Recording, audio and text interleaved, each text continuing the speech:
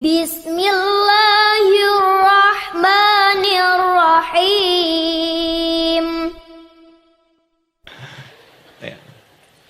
Dah. Nah, sekarang masuk bagian kedua. Bismillah.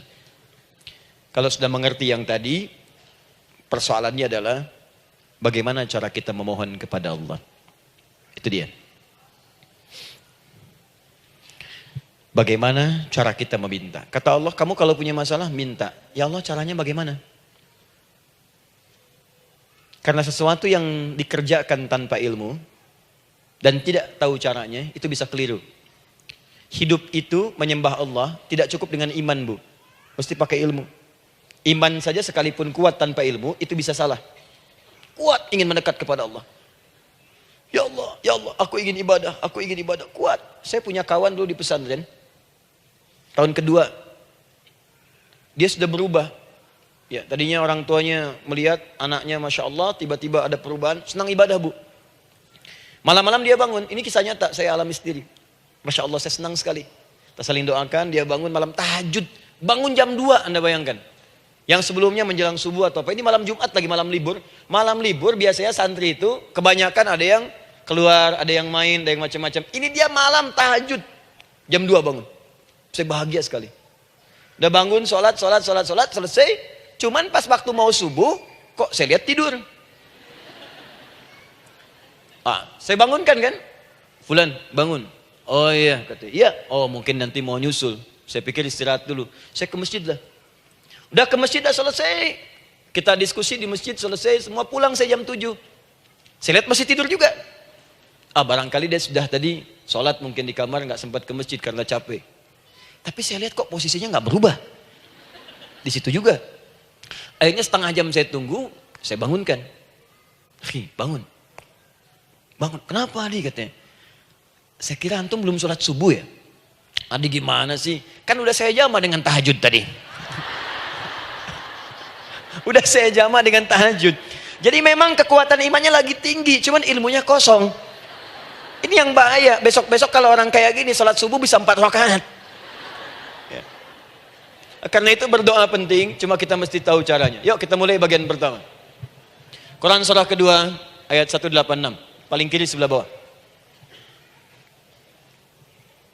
Sudah? Wa idza sa'alaka 'ibadi 'anni fa inni qarib. Fokus. Kata Allah, kalau hamba-hambaku Muhammad SAW bertanya kepadamu, minta petunjuk untuk mencari-cari aku. Tuh Bu, coba lihat. Ayat doa dibuka lagi dengan kalimat hamba. Untuk menegaskan status kita. Jadi kalau ditanya, kita siapa di hadapan Allah? Hamba. Makanya nggak usah sombong. Jangan sombong, karena kita cuma hamba. Karena itu ketika Korun sombong, Korun tuh manusia terkaya yang pernah hidup di bumi. Hartanya Bu, ini saya kasih bocoran sedikit, kunci berangkasnya saja, kemana-mana itu suka dibawa, dipikul paling sedikitnya 8 bodyguard, cuman bawa kunci berangkas saja begini. Di Korun pengen ngasih tahu, kalau ada yang pengen nyuri di tempat saya silahkan aja, ini aja bodyguard saya ngangkat kuncinya susah. Korun. Jadi kalau Anda tidak sekaya Korun, jangan ikutan sombong, telat. Telat, gak ada kerjaan, sudah ada yang lebih kaya. Ya. Dan apa yang terjadi? Fakhosabna, kata Allah, kami telan. Likuifasi. Telan oleh bumi semua. Dengan kekayaannya semua habis. Jadi ketika ada seseorang yang lupa dengan statusnya sebagai hamba, maka Allah akan memberikan pelajaran kepadanya. Untuk taubat. Kalau nggak mau taubat juga, telan habis. Untuk menunjukkan kamu tuh bukan Tuhan, saya Tuhannya. Maka jangan ikutan sombong. Kalau ada yang perlu punya Ferrari, Lamborghini, Lamborghini, ya. Wow, bikin rame di jalan, cuman nggak update status, kasih tahu, maaf Mas, telat. Itu gambaran hidup. Dan ingat, setiap dibuka dengan kalimat permohonan, itu kalimatnya hamba. Hambaku, hambaku, hambaku. Termasuk mau minta tobat, hamba. Quran surah 39 ayat 53. Qul ya ibadiyalladzina asrafu ala anfusihim, la taqnatu min rahmatillah. Katakan Muhammad pada hambaku yang merasa banyak dosa, pengen berdoa minta taubat. Kata Allah, hamba. Saya terima taubatnya, hamba. Ini ya. Ini pun adab yang pertama dari Al-Quran. Adab yang pertama, kalau kita ingin berdoa dan doa itu cepat ingin dikabulkan, maka berdoalah dengan cara menghamba di hadapan Allah Subhanahu wa taala. Jangan merasa tinggi.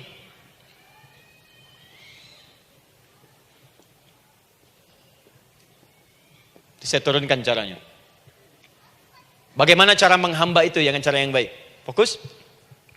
Wa idza sa'alaka 'ibadi 'anni, Muhammad SAW, jika ada hamba-hambaku bertanya padamu tentangku, ingin mencari-cari aku. Masya Allah, ibu maaf ya, biasanya kan kalau orang mencari Allah, ingin mendekat kepada Allah, entah itu datang ke masjid, bangun malam, biasanya motifnya cuma dua. Satu, ada kebutuhan, pengen berdoa, terus dekat sama Allah. Besok mau arisan, malamnya tahajud.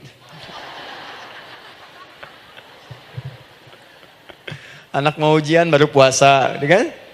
Suami ada proyek, nah, baru baca Quran, kan? Terus itu biasa itu, biasa. Jadi fitrah bu. Tumben jeng tahajud, fitrah. Itu biasa itu. Ya. Yang kedua, taubat dari maksiat. Taubat. Seorang taubat ke masjid, bangun malam, doa, itu biasa. Jadi kalau ada seperti itu tandanya kita hamba normal manusia. Fa inni qarib, kata Allah, katakan Muhammad SAW, katakan kepadanya, janganlah mencari, aku dekat. Dekat, jangan mencari, aku dekat. Jadi bu, ketika kita butuh Allah, langsung jawab oleh Allah. Kamu mau apa? Aku dekat. Itu secara psikologi memberikan ketenangan yang paling dalam. Saya belum datang di sini sampai jam 8, ibu tanya panitia, ustadznya mana sih? Ukti, ustadznya mana? Jawaban pertama misalnya, ini belum jelas nih ustadznya. Gak ada kabar. Yang kedua mengatakan, tenang saja, ustadz sudah dekat. Maka yang kedua itu lebih menenangkan kepada kita. Ketika ibu mencari, ya Allah, saya sedang ada masalah, langsung dijawab oleh Allah. Tenang, aku dekat denganmu. Mau minta apa? Itu bu, jadi kalau ibu sedang punya persoalan, psikologi Al-Quran mengatakan, langsung rasakan Allah tuh bersama kita, dekat, menunggu kita mau minta apa. Ibu punya masalah dengan suami, ingin mengadu. Lu kata Allah, saya dekat, kamu kenapa? Ada masalah apa? Ayo minta, ayo cerita. Mohon. Ibu punya masalah dengan anak. Ibu punya masalah dengan tetangga, di pekerjaan, kehidupan sosial. Kata Allah, saya dekat. Nah perasaan itu hadirkan dalam jiwa kita. Ini sekarang jarang didapatkan. Jadi kalau ada masalah itu, hal pertama yang dilakukan itu belum ingat Allah itu masalahnya. Di kebanyakan manusia itu kalau punya masalah, selalu ingin yang pertama itu solusinya. Bukan Allahnya. Kan pemilik solusinya Allah. Jadi kalau kita ingat pada yang memiliki, maka apapun yang kita minta akan diberikan. Bahkan ada orang yang saking ingatnya dengan Allah, sebelum minta sudah dikabulkan. Itu yang dahsyat. Nah, sekarang setelah kita paham tentang kedekatan ini, kemudian kita praktekkan. Jadi bu, ya maaf ya, ketika ibu punya masalah apapun, yang pertama diingat Allah. Allah, Engkau telah berjanji, Engkau pasti akan tepati. Ya Allah, sekarang aku ada persoalan. Nah, sekarang teruskan ayatnya. Ujibu da'watad da'i idza da'an. Ujib.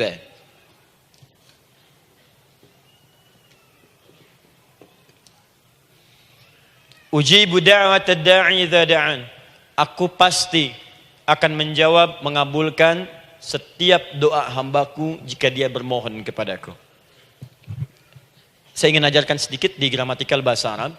Ujib itu disebut dengan fi'il mudhari namanya. Saya kasih rumus cepat bu ya. Insya Allah kalau ibu fokus dengan rumus ini, ibu nanti bisa memahami Al-Quran dengan baik. Saya kasih satu kalimat, hafalkan baik-baik. Ini gampang kok. Anita. Ya, Anita. Sudah? Anita. Baik. Hamzah, nun, ya, ta. Satukan Anita. Kalau di dalam kalimat ibu baca Al-Quran, di depannya ada huruf hamzah ini, atau nun, atau ya, atau ta, maka itu rumus mudhari namanya. Gak usah dihafalkan mudharinya. Ya, nggak usah dihafalkan sampai bikin misalnya satu ungkapan, Anita istrinya Pak Mudhari, nggak usah, nggak ada kerjaan. Ya, nggak usah dihafal. Saya hanya ingin tunjukkan pemahaman. Kalau ada bentuk seperti ini, ini punya 3 makna. Kalau dalam bahasa Inggris itu disebut present, ya, continuous, dan future. Present, continuous, and future.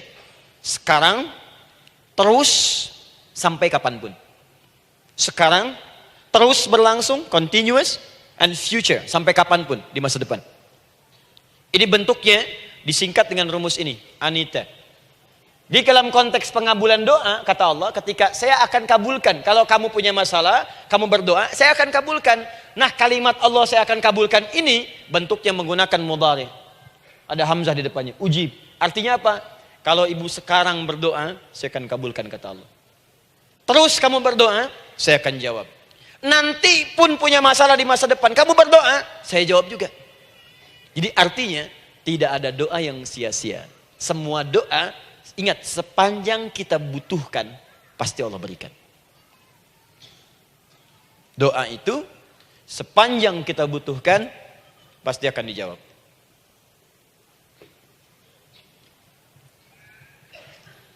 Nanti kapan dijawabnya, seperti apa jawabannya, nanti bagian ketiga. Kadang-kadang minta sekarang, dijawabnya nanti. Minta sekarang, dijawab sekarang. Ada yang mintanya A, dijawabnya B, itu yang paling dahsyat. Jadi kalau saya tanya, kalau kita berdoa, dijawab tidak oleh Allah? Itu janji Allah. Setiap orang berdoa, pasti dijawab. Nah, hanya persoalannya, seperti apa doa yang cepat dijawab itu? Apakah semua doa langsung dijawab seketika? Akankah mendapat jaminan langsung dijawab? Ternyata kalimat dijawab ini diikat dengan syarat ketentuan berlaku. Apa di antara syarat dan ketentuannya ini? Teruskan ayatnya. Falyastajibuli. Syarat pertama. Kalau doamu ingin cepat aku jawab, falyastajibuli. Maka engkau pun harus cepat merespon setiap seruanku. Jawab seruanku dengan cepat. Doa ingin dijawab oleh Allah, maka kata Allah, kamu pun harus menjawab setiap seruanku. Jawab seruan Allah.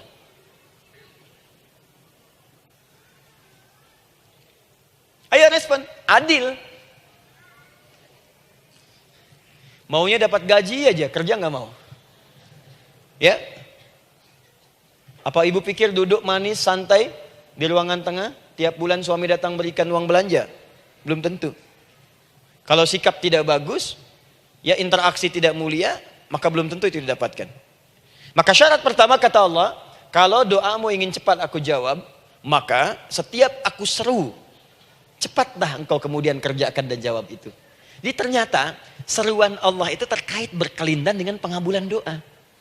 Jadi ketika ibu diseru oleh Allah, diminta diperintahkan sesuatu oleh Allah, sebetulnya itu kunci untuk mendapatkan jawaban doa kita, Bu. Dipanggil kita, ayo cepat datang ke sini, mau minta apa? Minta, saya kasih. Apa di antara kunci doa itu, Ustaz? Yuk kita lihat. Adalah jawaban dari seruan Allah. Apa di antara seruan Allah itu? Saya beri contoh satu misalnya. Allah perintahkan kita untuk sholat. Bahkan diseru, diingatkan 5 kali dalam sehari. Sholat.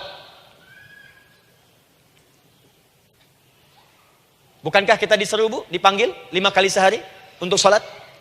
Allahu Akbar, Allahu Akbar. Ya? Diingatkan kan? Ayo ingat Allah, ingat Allah, ingat Allah, ingat Allah. Allah Maha Agung, Maha Besar semuanya. Dan seterusnya. Perhatikan baik-baik. Apa tujuan Allah menyuruh kita dalam sholat? Ternyata bukan ingin memberikan beban ruku dan sujud. Bukan sujudnya yang penting. Karena semua makhluk tidak sujud pun tidak akan menurunkan status Allah sebagai Tuhan. Allah tetap Allah, gak ada ruginya. Yang rugi kita, ternyata ketika disuruh sujud, disuruh ruku itu, ternyata yang ditunggu itu bukan ruku sujudnya. Allah nunggu, punya masalah apa? Mau minta apa? Karena itu dalam ilmu fikih, ibu buka semua kitab fikih. Salat itu secara bahasa disebut dengan doa. Nama lain dari doa adalah salat. As-salatu hiya doa. Salat adalah doa. Karena itu semua bacaan dalam salat doa semua. Coba lihat. Baru takbir Allahu Akbar, doa iftitah. Al-Fatihah doa, Bu, jangan dikira Al-Fatihah enggak ada doanya. Nih, nanti saya berikan cepat ya. Ini highlight dulu. Highlight dulu. Dalam salat itu ada 4 keadaan.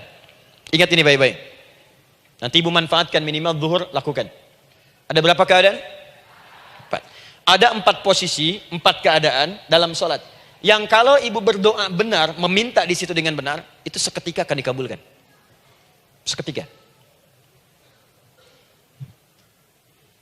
1 saat berdiri. 2 saat ruku'.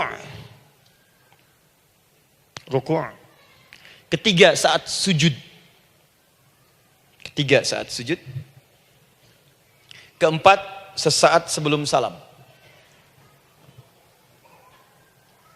Berdiri, ruku', sujud, sesaat sebelum salam. Baik, sebelum saya bahas lebih jauh, saya ingin sampaikan dulu. Jadi ternyata ketika kita diminta oleh Allah menunaikan sholat, itulah cara kita memohon, Bu. Itulah waktu kita meminta. Dan dahsyatnya dalam sehari itu 5 kali ditungguin, Bu. Mana ada manusia di muka bumi ini buka pintu rumahnya 5 kali sehari cuma untuk memberikan apa yang dibutuhkan. Sesoleh-solehnya Ustadz, gak ada yang mengatakan, ayo 5 kali sehari datang aja ke rumah saya. Kalau butuh apa-apa ambil. Butuh kulkas, ambil kulkasnya. Butuh TV, ambil. Gak ada begitu. Allah itu maha baiknya, 5 kali sehari dipanggil. Dari subuh sampai zuhur. Kita bangun tidur aja, punya masalah nggak? Ayo minta, disuruh sholat 2 rakaat. Dan sholatnya nggak usah banyak-banyak, 2 rakaat aja dulu supaya nggak ada beban. Itu pun kadang-kadang masih lupa berapa rakaat kita sholat. Ya. Ayo sujud, disuruh minta, punya masalah nggak? Terus dari subuh sampai ke siang dipanggil lagi, punya masalah lagi nggak? Disuruh zuhur 4 rakaat. Karena waktunya cukup panjang, suruh 4. Ayo minta. Ada masalah apa? Minta sujud kita. Minta mohon. Dari zuhur ke asar, ditanya lagi, ada masalah nggak? Panggil lagi. Ke maghrib sampai ke isya sebelum tidur, supaya tidurmu enak, masalah nggak ada, tenang, nikmat, nyaman istirahatnya, ada masalah nggak? Disuruh sholat lagi. Jadi kalau orang paham sholat itu kunci kebahagiaan, dia akan senang menunaikan sholat. Makanya ketika ibu bertanya, kenapa saya sholat? Dijawab oleh muadzin, hayya 'alas shalah, ayo sholat. Kenapa sih sholat? Hayya 'alal falah. Yuk bahagia. Ayo tenang. Yuk dapatkan apa yang kamu inginkan. Falah. Jadi kalau orang paham sholat itu menyelesaikan persoalan, tentu orang akan berbondong-bondong semangat untuk menunaikan sholat. Cuman sayang segelintir orang itu menilai sholat sebagai beban. Jadi sebagai kewajiban beban saja, makanya sholatnya nggak nikmat. Karakter di duhur, ayeuna asar deui. Tuh. Ya bagaimana doanya bisa dijawab? Anda datang pada orang, tapi datangnya dengan marah-marah. Datangnya dengan mencelanya. Ya bagaimana dia bisa memberikan kebutuhan Anda? Anda datang pada Allah dengan niat yang tidak ikhlas. Setelah itu kemudian menggunjingkannya, bagaimana bisa dijawab? Tuntutan tinggi. Tapi datang tidak membawa prestasi, ya bagaimana bisa diberi? Catat tuh, bikin status. Paham ya? Nah ini bagian pertama. Jadi cara pertama, respon kata Allah, seruan Allah. Rumus pertama sholat. Nah sekarang saya ajarkan lagi. Ini belum selesai nih Bu. Ini panjang bahasannya nih. Sampai jam berapa kita? 10 ya? Oh, banyak. Oh, mau sampai jam 5 silahkan. Saya jam 10 selesai. Ya. Lihat sini. Oke, saya punya sekitar 1 jam kurang ke depan. Saya ingin terangkan sedetil-detilnya gitu ya. Dan saya hanya menyampaikan isi Al-Quran. Quran, hadis, Quran, hadis. Sekarang gini, Ustadz saya sekarang paham, sholat berarti kunci untuk menyelesaikan masalah. Di sholat saya akan memohon. Sekarang Ustadz, bagaimana cara saya merespon sholat? Kan kata Allah, saya menyeru, respon gitu kan? Kita dipanggil sholat nih, Allahu Akbar, dipanggil. Bagaimana cara meresponnya? Sebelum minta. Awas, ibu ingin datang mengajukan proposal. Datang kepada wali kota, datang kepada gubernur, datang kepada presiden, datang kepada menteri sebelumnya. Bukankah ibu mempersiapkan diri? Penampilan ditata, proposal dibagus-bagusin gitu kan? Yang paling hebat itu kadang-kadang malam-malam latihan depan cermin. Bapak wali kota yang saya hormati. Lihat semuanya tuh. Dan yang paling luar biasa, maaf ya, janjian jam 7 dengan Pak Wali Kota, datang jam 6 ke Balai Kota. Sekarang ibu punya janji dengan Allah. Janji itu sudah diketahui sebelum pertemuannya. Kalau tidak percaya, 5 waktu ini ibu sudah hafal Bu. Ya, bahkan disuruh ngapalin oleh Allah. Buka Quran surah keempat. Surah ibu, surah mama, An-Nisa. Ayat 103, Quran surah 4 ayat 103. فَإِذَا قَضَيْتُمُ الصَّلَاةَ فَاذْكُرُوا اللَّهَ قِيَامًا وَقُعُودًا وَعَلَى جُنُوبِكُمْ فَإِذَا اطْمَأْنَنْتُمْ فَأَقِيمُوا الصَّلَاةَ. Lihat ujung ayatnya. Innas salata kanat 'alal mu'minina kitaban mawquta. Sungguh semua waktu salat itu telah ditetapkan waktunya bagi orang beriman. Itu terjemahan biasa. Kalau terjemahkan pakai ilmu balaghah, sungguh orang beriman itu hafal waktu-waktu salat. Tahu waktunya. Apalagi kalau di waktu itu ibu punya kepentingan, pasti hafal. Kalau ibu benar memprioritaskan sholat dan menilai sholat sebagai solusi hidup, menilai sholat sebagai kebutuhan, ibu pasti akan hafalkan itu, Bu. Nih ya, ibu dapat bagian arisan nih, bulan ini misalnya. Dan memang bagian jatah ibu, demi Allah saya katakan, sebulan sebelumnya ibu sudah hafal tanggalnya kapan. Bahkan di kalender tuh diwarnain. Papa, bagian mama nanti bulan ini. Tuh. Dicatat semua, di tempat siapa, jam berapa, datang dengan penuh keceriaan dan kebanggaan. Luar biasa. Hanya untuk urusan dunia, yang itu habis gitu. Jika dia tidak meninggalkan ibu, ibu yang meninggalkan dia duluan. Sekarang 5 kali sehari, semua diberikan, bahkan lebih daripada dunia dan seisinya. Harusnya sih wajarnya dihafalkan waktunya, dan ibu hafal. Ayo, subuh jam berapa sekarang? Lihat sini, bukan ke atas. Ditutup tuh. Tuh, sana tuh. Subuh jam berapa? Ayo ngelihat ke sana, 4:43. Zuhur jam berapa? Tuh, asar, maghrib, isya. Itu kan kunci ibadah. Dan kunci ijabah, kunci ibadah, kunci ijabah. Di situ ada pengabulannya. Ini gimana mau minta, waktu permintaannya aja nggak hafal. Gimana mau bermohon, datangnya aja telat. Karena itu, bagaimana cara merespon seruan Allah? Diaturlah di Quran surah kedua ayat 152. Paling kanan sebelah bawah. Quran surah kedua ayat 152. Ibu masih ingat? Bukankah sholat disebut sebagai zikir? Masih ingat? Ya, di surah ke-20 ayat 14. Wa aqimis sholata lidzikri, tunaikan sholat sebagai zikir kepadaku. Sekarang lihat ya. Lihat ketentuan Allahnya. Kalau ibu dipanggil untuk sholat, dipanggil untuk zikir, cepat respon. Ibu cepat respon, Allah pun akan cepat merespon permintaan ibu. Lihat kalimatnya. Fadhkuruni adzkurkum. Fadhkuruni adzkurkum. Kalian mengingat saya, maka saya pun akan ingat dengan kalian. Kalian zikir kepada saya, ingat saya, kata Allah, maka saya pun akan ingat kalian. Di antara makna zikir, salat. Kalau ibu salat mengingat Allah dengan cepat, maka Allah pun akan cepat mengingat kita. Contoh.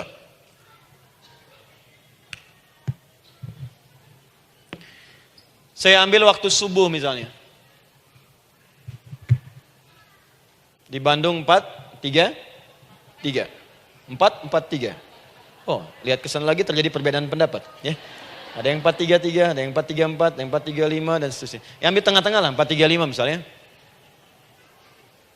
Kalau 4:35. Lihat sini, fokus. Allahu Akbar, Allahu Akbar. 4:35. Dipanggil salat, diseru. Kan tadi rumusnya di Quran surah 2 ayat 186. Faliyastajibuli. Kalau diseru cepat jawab, gitu kan? Nah, terus diseru 4:35 adzan. Allahu Akbar, Allahu Akbar. Begitu diseru, ibu langsung datang.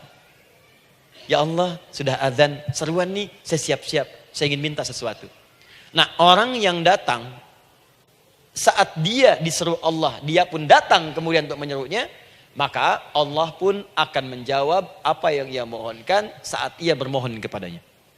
Perhatikan, dipanggil oleh Allah lewat suara muadzin, Allahu Akbar, dia merespon cepat, siap salat. Maka dia pun ketika memanggil Allah, seketika Allah pun akan jawab padanya. Sesuai dengan kadar responnya. Dipanggil saat itu, dia menjawab. Maka Allah pun akan ingat kepadanya hanya saat dia memanggil saja. Di saat panggil, diingat. Panggil, diingat. Jelas? Ini yang hebat. Dipanggil 4:35. Allahu Akbar, Allahu Akbar. Dia sudah ingat dari sejak jam 3 lewat 45. Dia bangun jam 3. Misal. Padahal belum dipanggil. Datang. Bahkan Masya Allah, melakukan warming up dulu. Tahajud. Istighfar. Baca Al-Quran sebelum dipanggil. Masya Allah Bu, ibu mau datang misalnya ke istana, janjian jam 7, datang jam 6. Di situ ibu kerjakan yang baik-baik dulu. Wah, lihat. Terus kelihatan CCTV kan? Wah, ini orang bagus banget nih. Mulia, bagus. Sampah diambilin, disapu. Kelihatan. Itu ibu belum datang pun udah dipanggil duluan.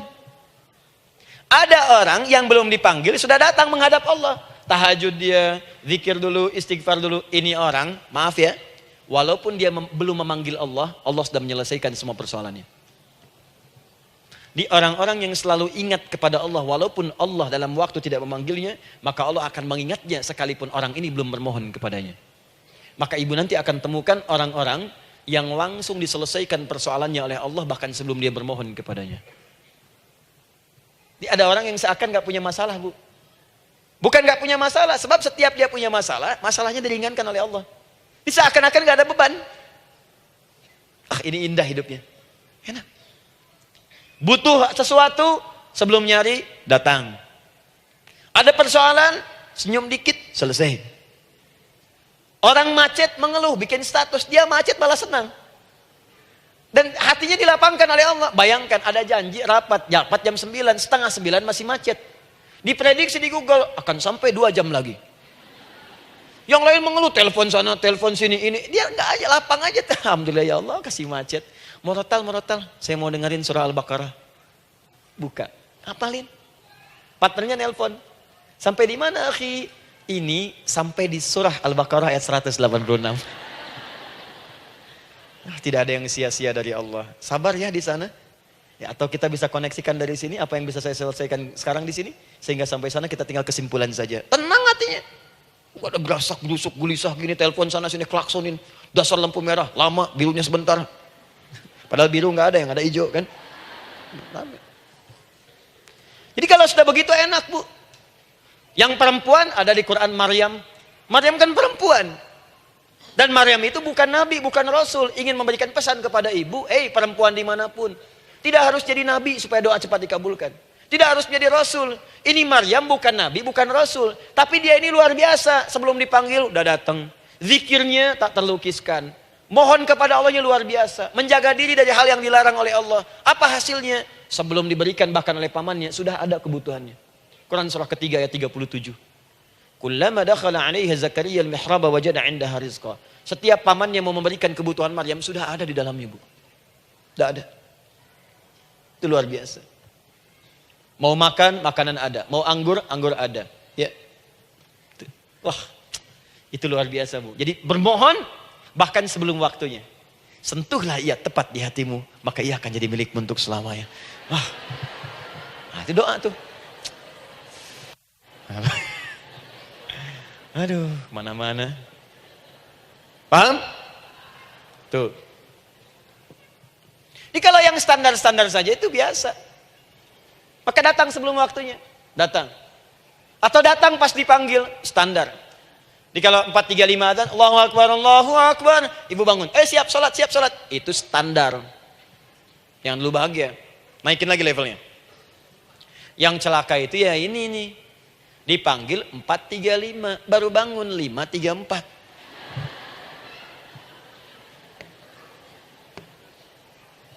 Sholat subuh belum, nuntutnya udah banyak. Ya Allah, kurang apa lagi aku bermohon kepadamu. Sudah aku meminta sekarang, sholat subuh aja belum. Jadi mana keadilannya? Jadi yang pertama, respon seruan Allah. Disitulah Allah pun akan cepat merespon apa yang kita kemudian butuhkan. Jadi yang pertama lewat sholat ya Bu ya. Ingat sholat. Dan sholat itu tadi dari 4 posisi saya ajarkan yang pertama saja satu. Supaya nggak terlampau panjang ya. Berdiri Bu.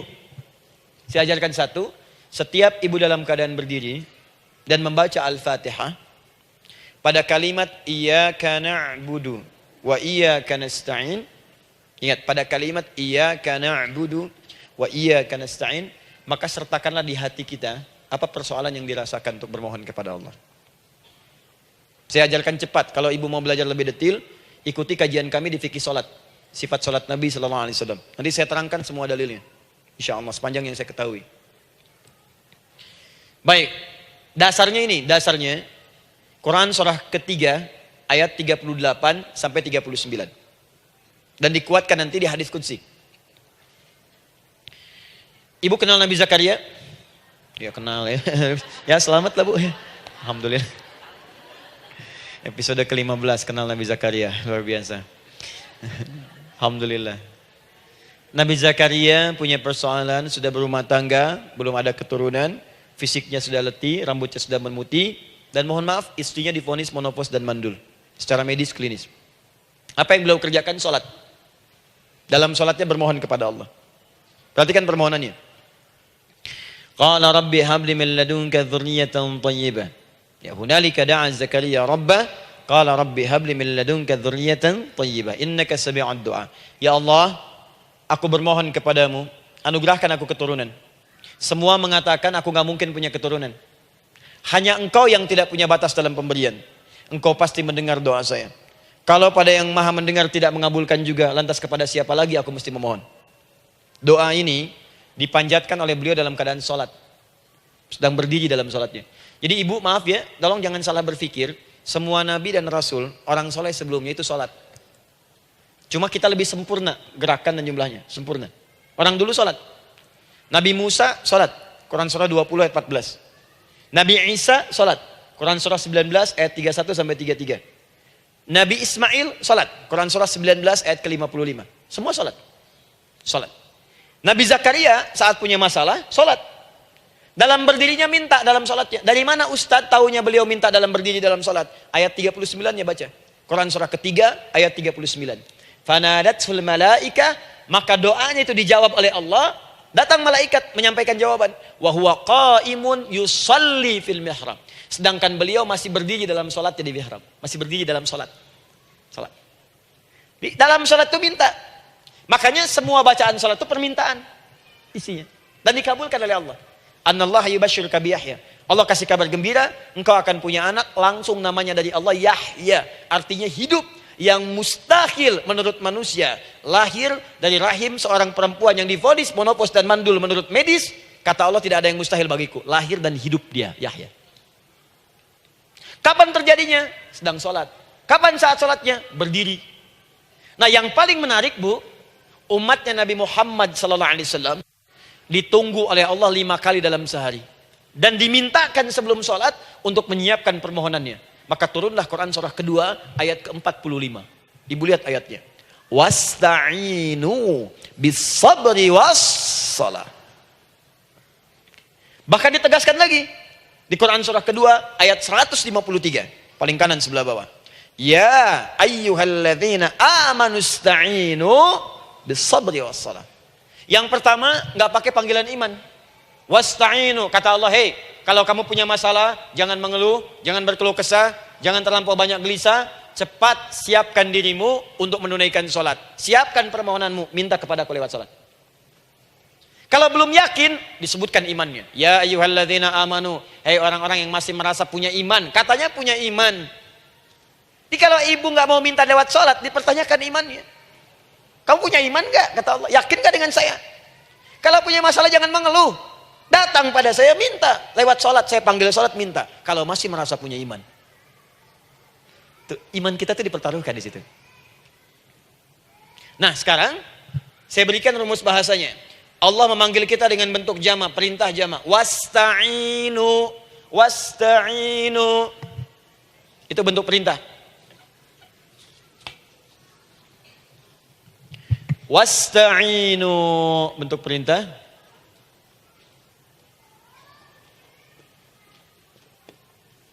Wasta'inu. Dan jika kalian, perhatikan cara menerjemahkannya, dan jika kalian punya persoalan dalam hidup, punya kebutuhan, maka bergegaslah siapkan dirimu untuk minta kepadaku solusi. Wasta'inu, dan mintalah oleh kalian pertolongan, solusi. Bisabri wassalah. Pertama sabar dulu. Sebelum sholat, sabar dulu dengan itu. Tahan dulu. Terima dulu. Jangan mengeluh, terima dulu. Nanti dalam sholat minta solusi. Itu maksudnya. Punya masalah sekarang jam 9 lewat. Sabar, tahan dulu. Koreksi diri, istighfar. Nanti zuhur minta. Atau duha sekarang sholat, datang ke masjid, sholat duha, minta.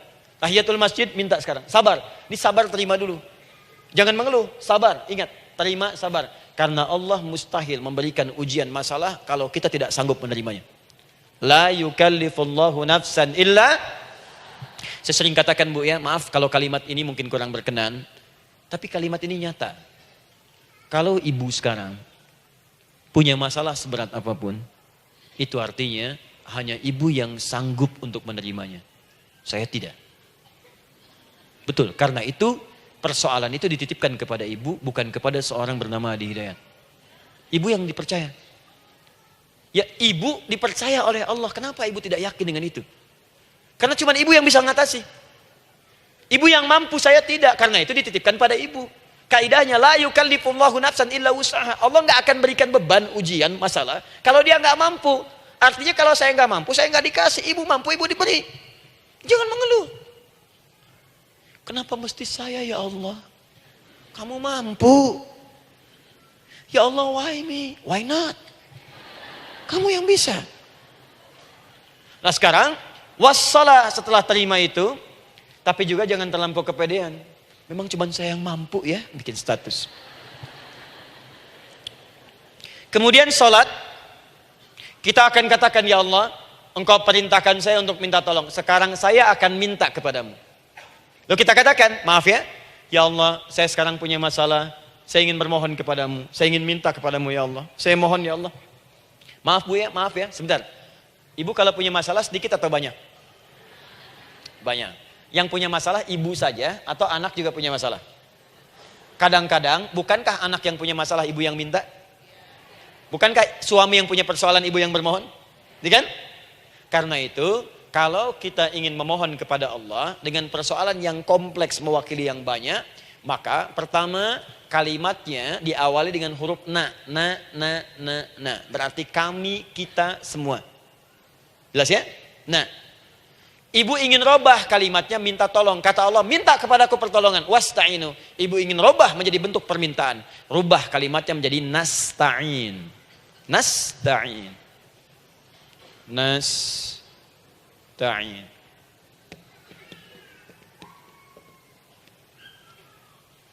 Wasta'inu nasta'in. Minta kepada siapa tadi? Allah.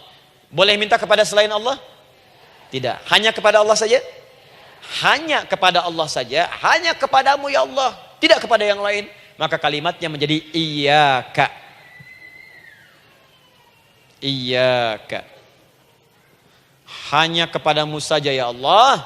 Engkau berjanji kalau ada masalah minta aku berikan. Sekarang hanya kepadamu saja ya Allah aku bermohon.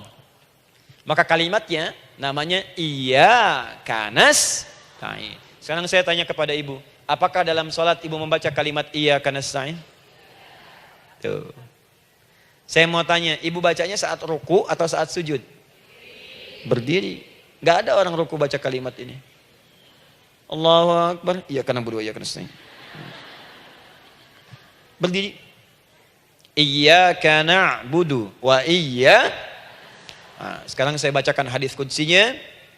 Tersambung dari Nabi sallallahu alaihi wasallam. Qala Rasulullah sallallahu alaihi wasallam, qala Allah azza wa jalla. Allah langsung yang berfirman lewat hadis qudsi. Perhatikan bahasanya. Qasamtus shalah baini wa baina 'abdi. Saya bagi dalam salat itu dua bagian, antara hak aku dan hak hambaku. Wali 'abdi ma sa'ala. Dan jika benar hambaku menunaikan kewajibannya dengan baik, menjaga hak-hak aku, maka pada saat itu apapun yang dia minta dalam salat aku akan berikan. Apapun. Kapan itu terjadi? Perhatikan kalimatnya. Idza qala al-'abdu, kalau hamba mulai membaca dalam salatnya, alhamdulillahi rabbil alamin. Alhamdulillahi rabbil alamin. Qala Allah azza wa jalla, seketika Allah menjawab, hamadani 'abdi, hambaku sedang memujiku. Ibu ingat baik-baik Bu ya. Ingat baik-baik. Setiap ibu baca Al-Fatihah dalam salat itu Allah memperhatikan dan menjawab bacaan ibu. Tadi masih ingat ketika saya katakan wa idza sa'alaka 'ibadi anni fa inni qarib, Allah itu dekat. Ya. Wa idza qala al-'abdu ar-rahmanir rahim, kalau hamba melanjutkan ar-rahmanir rahim, qala Allah azza wa jalla, Allah langsung menjawab athna 'alayya 'abdi, hambaku sedang menyanjungku. Wa idza qala al-'abdu maliki yaumiddin, ketika hamba berkata maliki yaumiddin, qala Allah azza wa jalla, Allah menjawab majjadani 'abdi, hambaku sedang mengagungkanku. Sekarang perhatikan kalimat ini. Wa idza qala al-'abdu, jika seorang hamba berkata iyyaka na'budu wa iyyaka nasta'in, ya Allah, sekarang hamba salat ibadah atas perintahmu. Dan hamba minta, ya Allah, hamba punya masalah, hamba punya persoalan, dan kau janjikan minta dalam salat. Qala Allah azza wa jalla, Allah jawab, hadza baini wa baina abdi, inilah perjanjian aku dengan hambaku. Wali abdi, kalau hambaku benar salatnya sampai bacaan ini, masalah apapun yang dia minta sekarang aku akan kabulkan. Dalam begini. Cuman sayang, kadang-kadang dalam keadaan ini banyak yang tidak minta. Maka caranya saya sampaikan yang pertama, kalau ibu sudah sampai ke bacaan ini, iyyaka na'budu wa iyyaka nasta'in, sertakanlah dalam hati ibu. Enggak usah dilafazkan. Sertakan ibu punya masalah apa. Atau secara umum minta solusi. Minta. Nabi itu kalau sholat, Nabi SAW kalau sholat, itu kalau baca ayat-ayat Quran, itu seringkali berhenti, Bu. Sering berhenti. Kalau dalam ayat doa, beliau berhenti, mohonkan dengan baik. Kalau ayat-ayat surga, minta supaya umatnya ke surga. Ayat-ayat neraka, mohon supaya umatnya dibebaskan dari neraka. Minta. Kesaksiannya banyak. Hudzaifah al-Yamani pernah sholat di belakang Nabi, begitu. Abdullah bin Mas'ud radhiyallahu ta'ala anhu sholat di belakang Nabi, begitu. Ubay bin Ka'ab radhiyallahu ta'ala anhu salat di belakang Nabi, begitu. Di kesaksian mereka sama semua. Makanya seringkali itu enggak sadar, enak salat dengan Nabi itu. Nyaman. Kalau baca ayat surga seakan-akan pengen cepat ke surga. Kalau baca ayat doa berdoa, jadi enggak sadar. Rakaat pertama 100 ayat aja Al-Baqarah. Ya, kadang-kadang lewat ke Ali Imran. Pernah rekornya 5 juz 4 halaman, An-Nisa ayat 176 baru berhenti. Ya walaupun besoknya enggak pada ikutan lagi. Ya. Karena merasa ini kapan rukunya gitu. Sekarang atau nanti, sekarang atau nanti. Tapi enak. Nah saya ajarkan satu hal. Kalau kita sampai pada bacaan Al-Fatihah tadi, jeda sejenak Bu, rasakan itu, minta. Minta. Setelah itu, Allah ajarkan satu lafaz. Kalau lafaz ini benar dibacakan oleh ibu, benar dibacakan, maka seketika doa akan dijawab. Langsung dikabulkan. Apa bacaan itu? Nanti dalam pelajaran selanjutnya kita akan bahas ya, insya Allah. Masih ada waktu? Oh ya, kalau masih kita bahas ya. Masih. Ada sesi mau jawab pertanyaan dulu, diskusi dulu, atau saya teruskan sebentar? Teruskan ya. Baik, kalau kita sampai jam 10, saya jeda sampai ke 9.45. Jadi 15 menitnya kita bisa diskusi ya. Baik. Apa lafaz yang kita bisa mohonkan? Teruskan ayatnya. Ihdinas siratal mustaqim.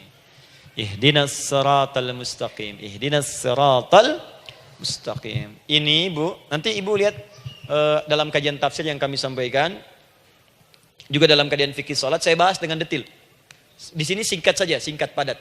Ihdina itu, ya Allah berikan kami hidayah, berikan kami jalan, berikan kami petunjuk, tunjukkan kami jalan yang lurus. Kalimat ihdina asalnya dari kata hidayah. Hidayah, jamaknya hudan. Ihdina, berikan kami hidayah. Berikan kami hudan. Kalau tunjukkan kami jalan yang lurus, itu terjemahan Bu. Terjemahan. Kalau ibu ingin makna tafsir per huruf, per kalimat, bahkan per harokat, itu semua ada maknanya. Karena semua kalimat Quran itu mukjizat. Ihdina dari kata hidayah, hudan. Berikan kami hidayah. Hidayah dalam bahasa Arab itu banyak maknanya. Bisa solusi dari semua persoalan. Bisa jalan menuju kemudahan. Bisa kesuksesan. Bisa petunjuk, banyak. Kalau dikumpulkan namanya hudan. Hudan. Makanya Al-Quran disebut hudan. Karena di Quran ada semua. Solusi ada, petunjuk ada, kemudahan ada. Dzalikal kitabu la raiba fi hudal. Al-Quran hudan. Syahrul Ramadan alladzi unzila fihi al-Quran hudan linnas. Isi Quran semua hudan. Di situ ada solusi. Di situ ada petunjuk. Di situ ada kemudahan. Kalau kita ingin minta semua itu, kalimatnya dikatakan fi'il amr lit talab, permohonan dalam bentuk kalimat permintaan. Ihdina, berikan kepada kami hudan. Kalau sudah mengatakan ihdina artinya minta solusi, minta kemudahan, minta petunjuk. Jadi ketika ibu mengucapkan kalimat ihdinas siratal mustaqim, itu artinya ya Allah berikan kepada kami solusi dari masalah yang sedang saya hadapi. Berikan petunjuk dari persoalan yang sedang saya jalani. Berikan kemudahan ya Allah dari kesulitan yang tengah saya hadapi. As-siratal mustaqim, yang lurus, yang gampang. Karena jalan yang gampang itu lurus, gak berkelok, Bu. Langsung ke tujuan. Saya mau ke sini jalannya belok-belok, gak langsung, kan gak enak. Ibu mau ke satu undangan, jalannya belok sini, belok sini, belok sini, belok sini. Kelokan 9, kelokan 7, kelokan 8. Ya. Kan rasanya berliku. Ibu ingin mendapatkan solusi, tapi dilempar-lempar. Ke sini dulu, berkelok. Sini dulu, sini dulu, sini dulu. Kenapa nggak ibu lurus dapatkan langsung?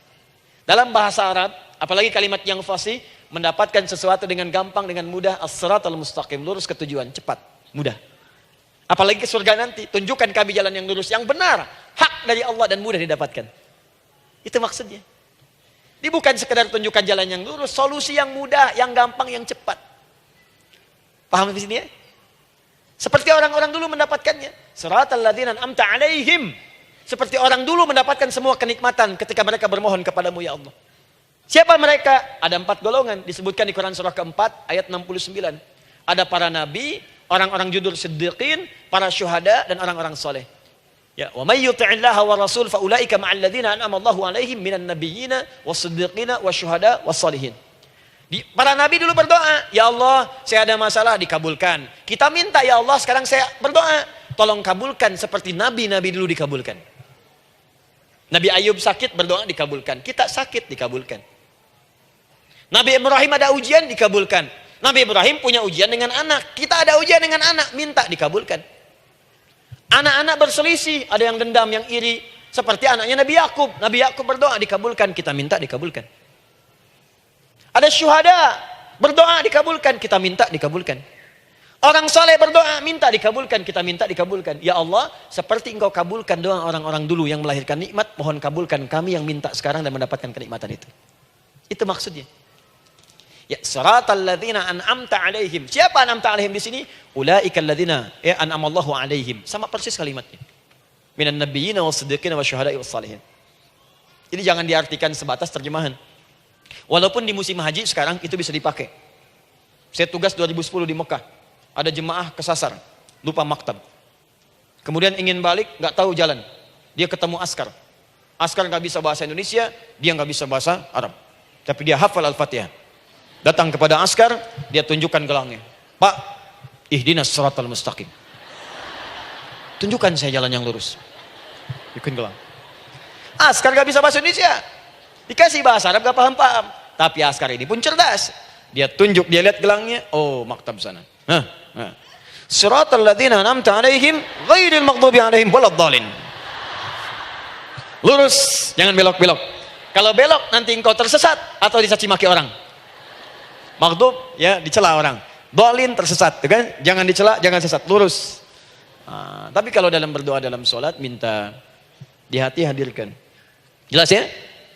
Itu posisi pertama. Jadi pertama minta lewat sholat. Yang kedua cepat, rajin istighfar Bu. Saya cepat ya, rajin istighfar. Saya ada 7 menit lagi. Ibu rajin istighfar. Astaghfirullah, astaghfirullah, astaghfirullah, astaghfirullah. Itu yang paling singkat. Astaghfirullahaladzim, astaghfirullahaladzim, astaghfirullahaladzim. Itu yang menengah.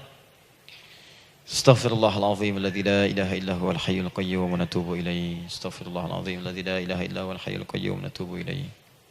Astaghfirullahaladzim, alladzi la ilaha illa huwal hayyul qayyum wa natubu ilaihi. Itu yang cukup panjang. Ibu rajin istighfar.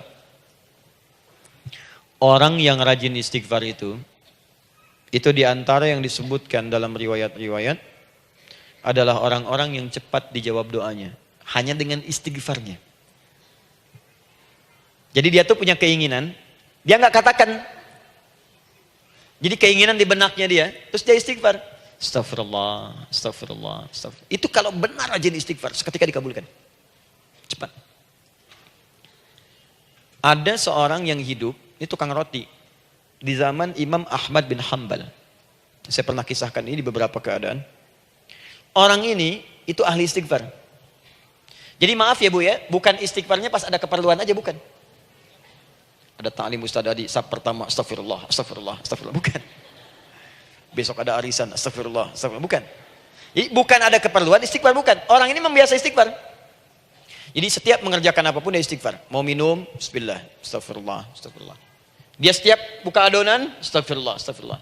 Nah, satu ketika Imam Ahmad itu nggak tahu kenapa pengen datang ke daerah itu.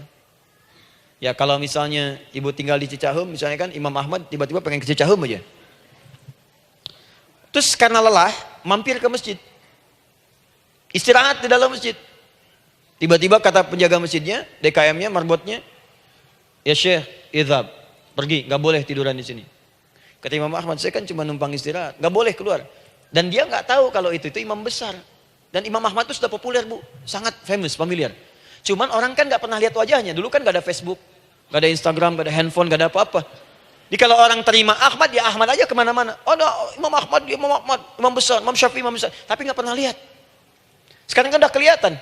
Ya, udah kelihatan. Sekarang banyak. Makanya orang dulu tuh senang begitu tahu, dikasih tahu Nabi aja ke Madinah bu, nggak ada yang tahu kalau itu Nabi Muhammad kalau belum pernah lihat. Karena beliau di bawah, Abu Bakar di atas.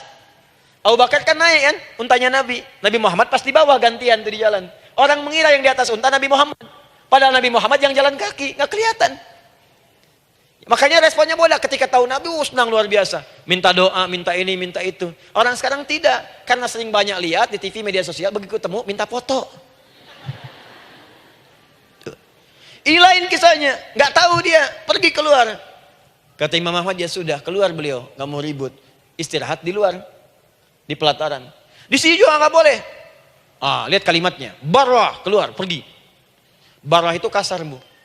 Begitu kemudian di debat lagi, saya cuma di luar.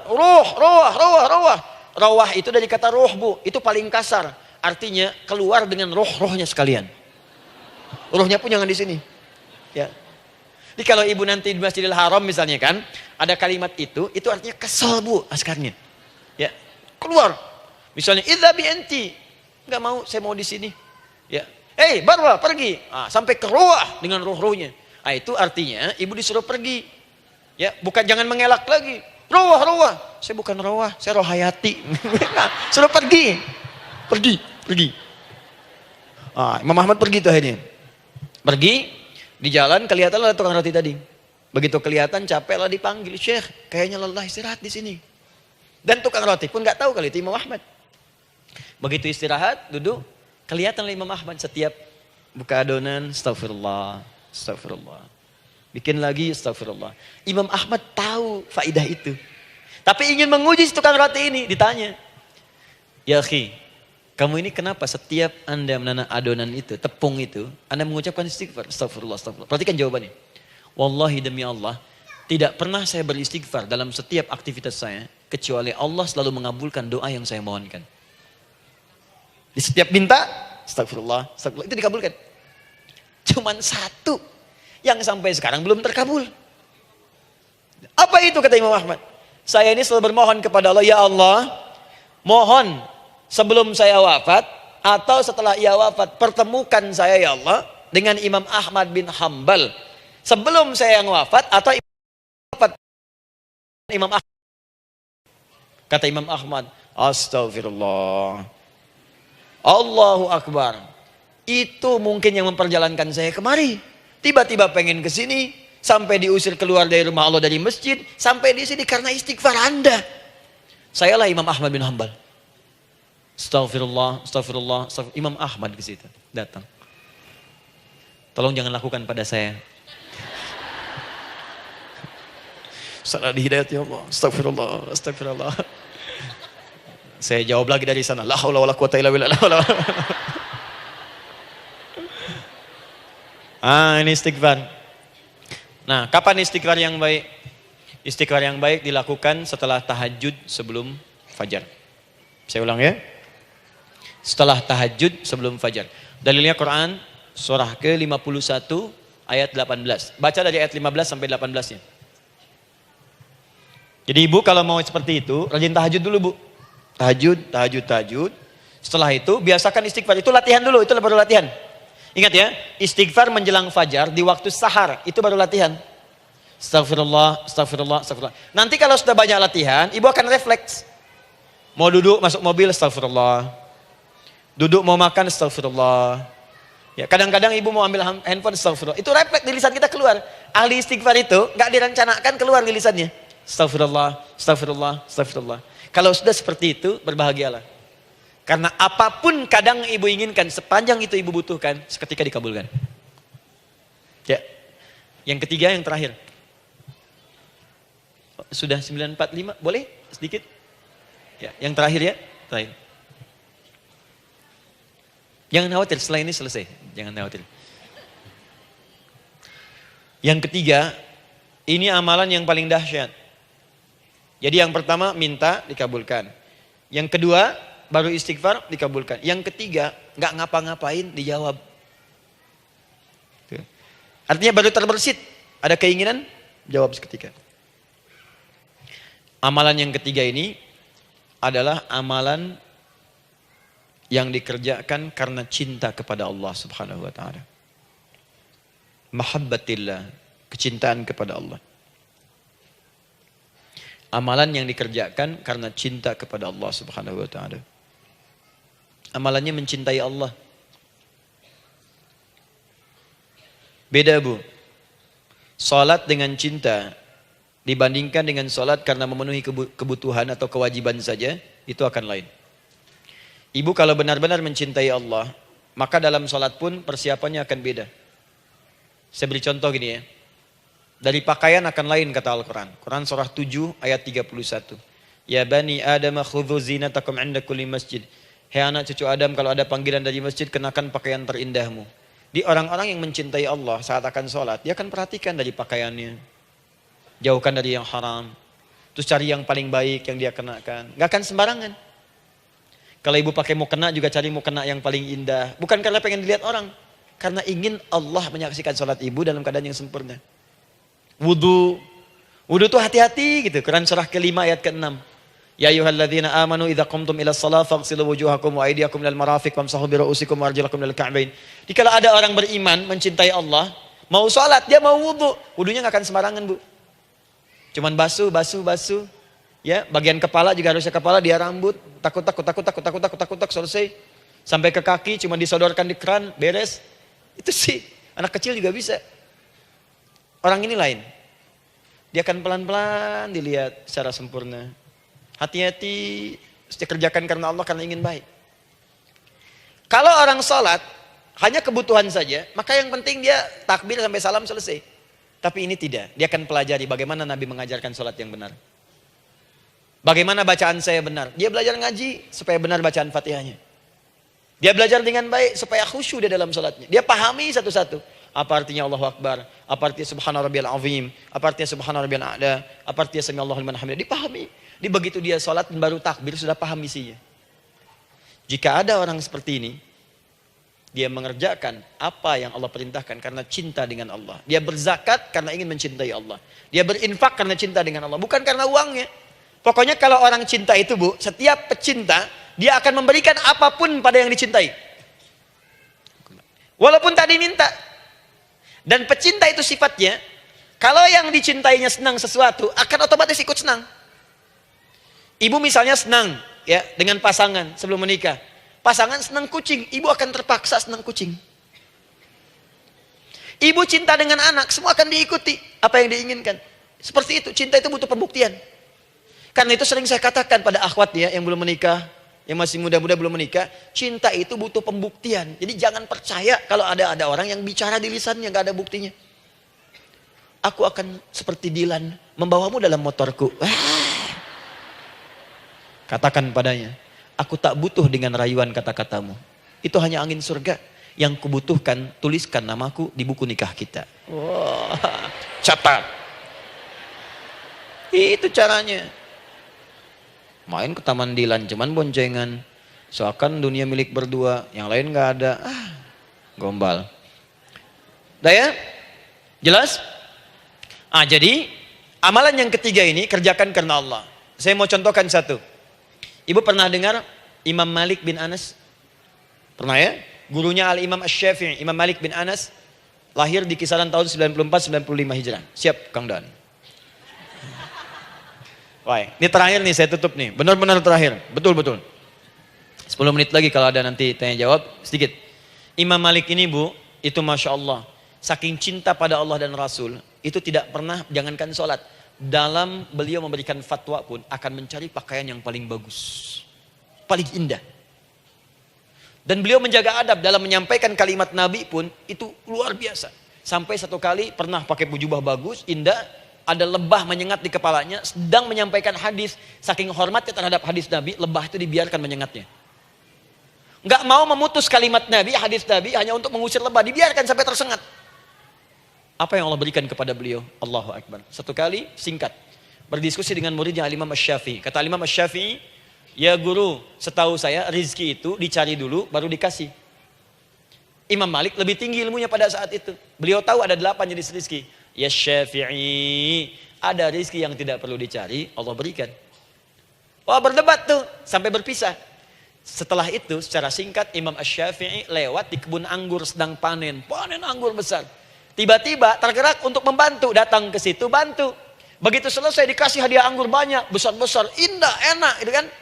Ketika diberi itu langsung senang beliau. Bukan karena anggurnya, karena merasa pendapatnya benar.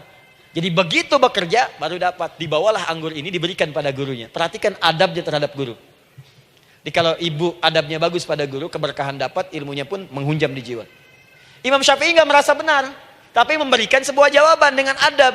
Guru, tadi itu ada panen anggur, saya mencoba membantu. Begitu saya bantu dikasih anggur, dikencangkan kalimatnya. Begitu saya bantu dikasih. Dibantu dulu baru dikasih. Kalau saya nggak bantu, saya nggak dikasih. Apa jawab Imam Malik? Imam Malik tersenyum, tertawa. Tabassama dhahika. Masya Allah, Syafi'i, bahasa kita. Tadi itu saya keluar, mau ngajar. Siang-siang terik begini, saya kepikiran, ya Allah, kalau makan anggur yang enak-enak, enak banget sekarang ini. Ada anggur sekarang. Tuh. Murid berikhtiar, guru mendapatkan hasil. Setelah itu Asy-Syafi'i naik dan jadi bintang di zamannya sampai kekinian pun luar biasa. Dan mendapatkan barakah gurunya, seperti gurunya dapatkan, muridnya pun meraihnya. Itulah 3 cara bagi kita untuk bermohon kepada Allah. Jika ingin dipercepat oleh Allah, bisa lewat sholat, bisa lewat istighfar, bisa juga dengan menciptakan amalan-amalan, atau mengikuti amalan-amalan yang dicintakan atau ditujukan untuk mencintai Allah Subhanahu wa ta'ala. Ibu bisa paham ini? Baik. Kemudian berdoa. Tapi yang jadi masalah, Ustadz, ketika berdoa, kok belum dikabulkan juga? Apa ciri doa dikabulkan? Seperti apa kita tahu doa kita dikabulkan? Itu mungkin kita bahas di episode yang berbeda insya Allah.